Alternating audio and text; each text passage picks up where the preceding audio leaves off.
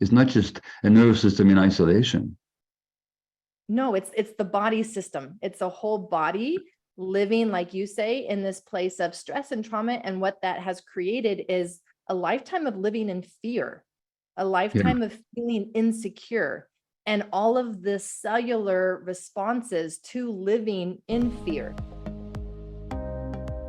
I'm Dr. Aimie, your guide for transforming your trauma into your gift. You adapted to life experiences to survive, but you are not your trauma.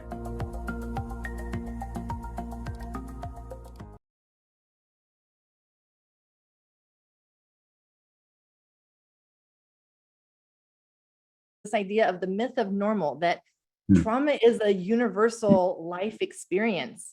And so everyone has this work to do. Everyone has the work to do to connect with their body and develop that curiosity, develop that compassion, develop that type of relationship with their body, whether or not they recognize that they've had trauma in their life. And so for me, that was, I'm talking about autoimmune disease, I'm talking about addiction, I'm talking about mental health conditions, malignancy. And what's frustrating, perhaps for you, as for me, is these are not just sort of insights. The science is there. In other words, the science of mind-body unity and the relationship of trauma and to physical and mental pathology, or what we call pathology, is so well established in the scientific literature. And yet, this is science that's utterly ignored in medical training and in medical practice. So people go to physicians and they're seen as the bearers of individual biological organs, each with its own pathology. And the connections between that person's life, that person's existence, that person's relationship to the world, and fundamentally their relationship to themselves is completely missing, which is why you and I get to learn so much and do this work. And with that, since you and I have already talked about my book, and it'll come up during this conversation, but I'd like to turn it to your work, if that's okay. And the first thing I want to ask you, Aimie, is I look at your credentials and all the training that you've had, general surgery and functional medicine and preventive medicine and public health and addiction medicine. First of all, how is there time in one lifetime to do all that training? But secondly, and most importantly, actually, what is it that impelled you to explore all those fields? I mean, that's very unusual. What sent you to all these different realms of medicine? What was driving you so much? I started out with a very conventional medical pathway, and I assumed that that's where I was going to be because that's all I knew, Gabor. Like, that's all I knew. I'm assuming it might have been the same for you, that when you go into medicine, even before you get to medical school, like the path is already laid out for you. You already know that you're going to pick a specialty, a field, but then you go through medical school, residency, and then you work in a hospital or a clinic, and this is what you do the rest of your life. And so for me, looking back, there were two events that completely changed my course of my career. And the first was that coming out of my master's in biochemistry, and before jumping into third year of medicine or medical school, I decided to become a foster parent. And 4-year-old Miguel landed in my home at that time. And because of what the social workers told me would be his trajectory if he were not adopted, given his history, given his behaviors, given the extent to which he had already failed several home placements in the past, I still made the decision as a third-year medical student to adopt him.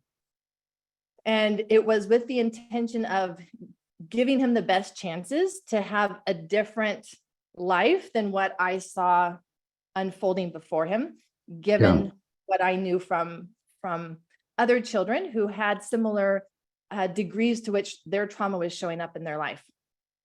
And in the process, I won't hide anything. Like, it was very hard. And his behaviors at that time were so extreme that most people wouldn't believe me when I tell them that he tried to kill me.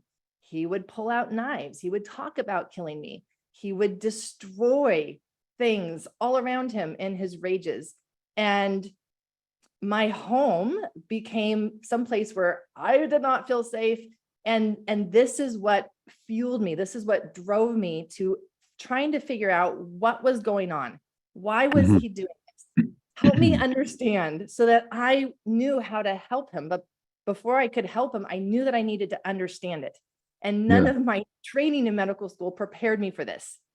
None of it. And of course, the solution at that time, and probably still is just, well, let's medicate him. I'm like, oh, but that's not the real problem. And so that's what drove me initially. Then in 2014, I developed severe fatigue, and I was now at the end of my 3rd year of general surgery residency, transplant surgery rotation, no less, Gabor, and my body gave out.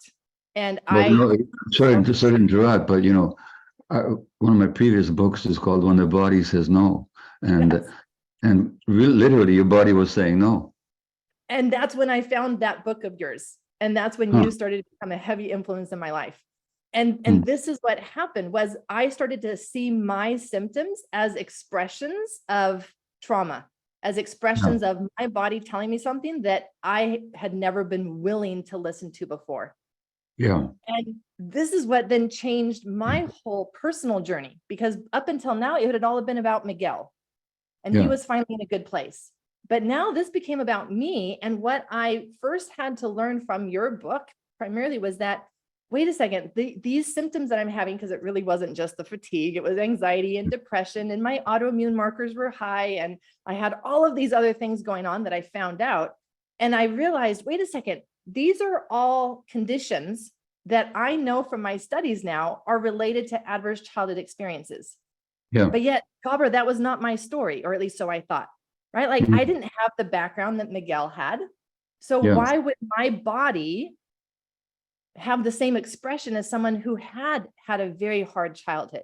In my mind, again, it didn't make sense. And I need to understand things. I want to understand things. So that's where that became the second event that fueled my desire to then go into functional medicine and trauma therapy trainings and somatic experiencing training, trying to figure out then the pieces for myself, my personal journey, not having any idea that it would ever turn into the work that I do. That wasn't the intention at that time. It was just, how do I heal myself?